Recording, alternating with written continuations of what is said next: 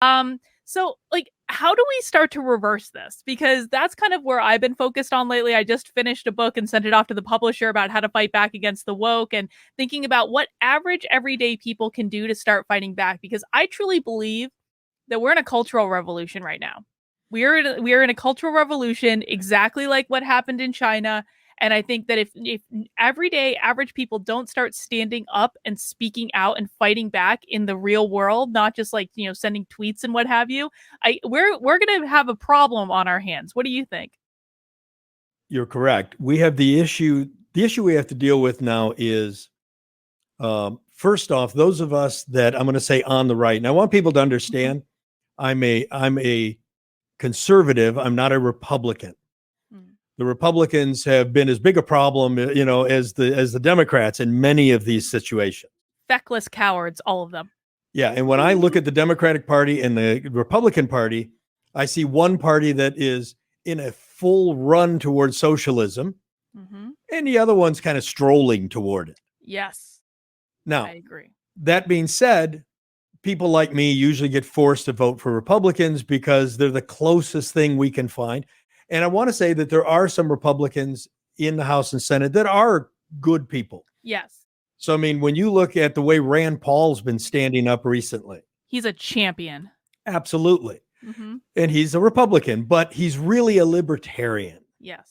Is what he really is. And my philosophy, Carlin, is closer to libertarianism.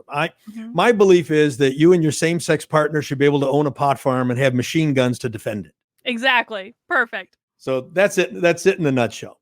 Now, what do we need to do? Well, first off, we need to stop being afraid of cancel culture. We need to stop being afraid of being ostracized, of being called a racist, of having somebody say that we're Neanderthals because we think something. You have to stop doing that. The second thing we have to do is we need to be involved in what our children are learning, because too many families have handed over their kids for 12 years to the woke mob who is teaching these kids and not paying attention to the curriculum that they're being given.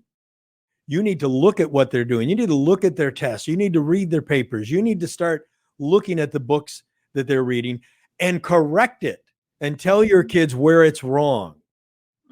And I did this with my daughter, by the way. And I remember had one of her teachers told her that America was no longer a republic, that it was a democracy. No. and I confronted this teacher in a group parent teacher conference where all the parents were there. And when I confronted this kid or this teacher, I watched the other parents just shrink. It's like, oh my God, what is he doing? No, don't challenge the teacher. You could see their uncomfortableness. And all I said was, why are you telling the kids we're not a constitutionally limited republic? Because, well, we're not, we're a democracy. No, we're a constitutionally limited republic with 50 democracies inside of it. And so where's your evidence that we ceased being a republic? Well, that happened when we lowered the voting age to 18. What? I said, okay, so how did that happen? Well, because we were a constitutionally limited republic. This is him speaking. And by the way, I found his exact words on the NEA's website. Oh my God. So we were a constitutionally limited republic when only 21-year-olds could vote, because a republic limits access to freedom. It limits access to voting and doesn't allow everyone to vote. A democracy allows everyone to vote. So when we lowered the age to 18, became a democracy. And I said, so I looked at him like, so 17-year-olds aren't humans? Yeah. Or 16-year-olds aren't humans? Why can't they vote? Like, this is the most ridiculous comment that I've ever heard. But that's the kind of garbage that they're teaching in school.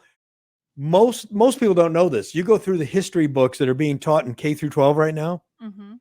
The majority of almost every book is factually incorrect today. Yeah. What is being taught.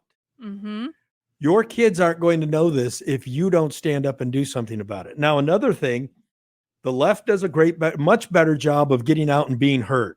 Yes. So when somebody runs that commercial that lands on Tucker Carlson, well, guess what?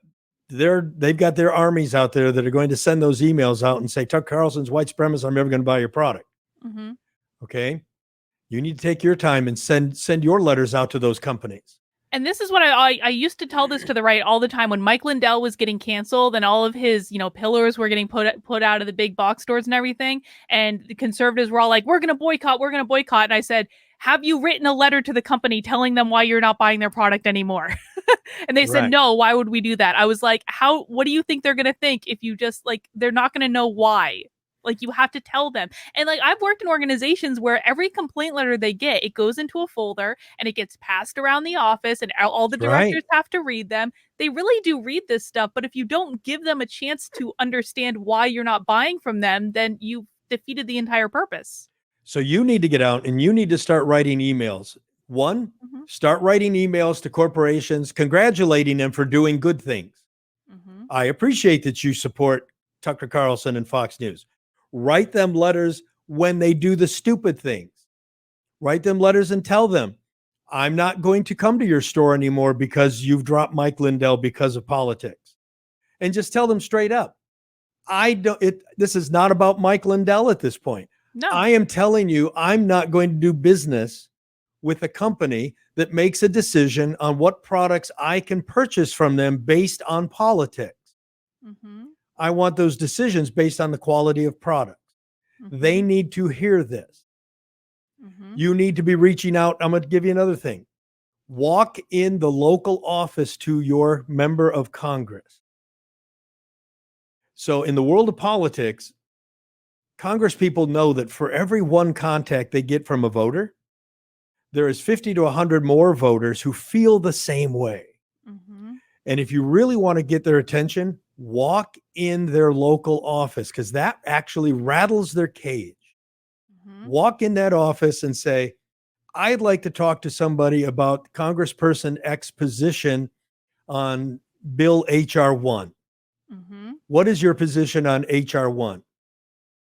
And let those people know if my rep votes for HR 1, I'm going to work to make sure you don't get reelected. Yep. That matters to these people because I'm going to tell you, at the end of the day, when you talk about a politician, the only thing that matters to almost most of them is getting reelected and raising money. Yep.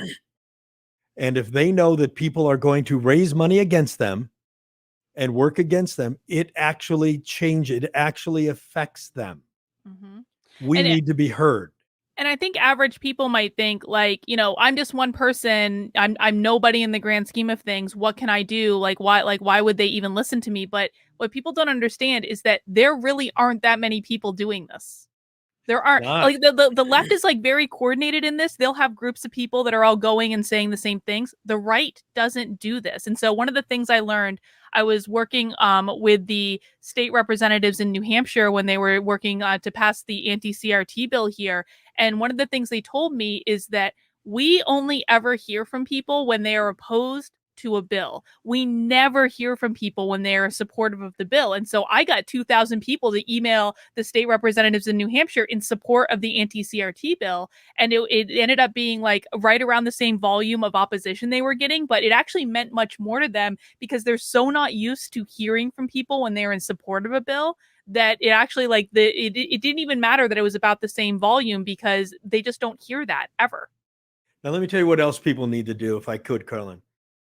We need to get out and we need to start running for local offices.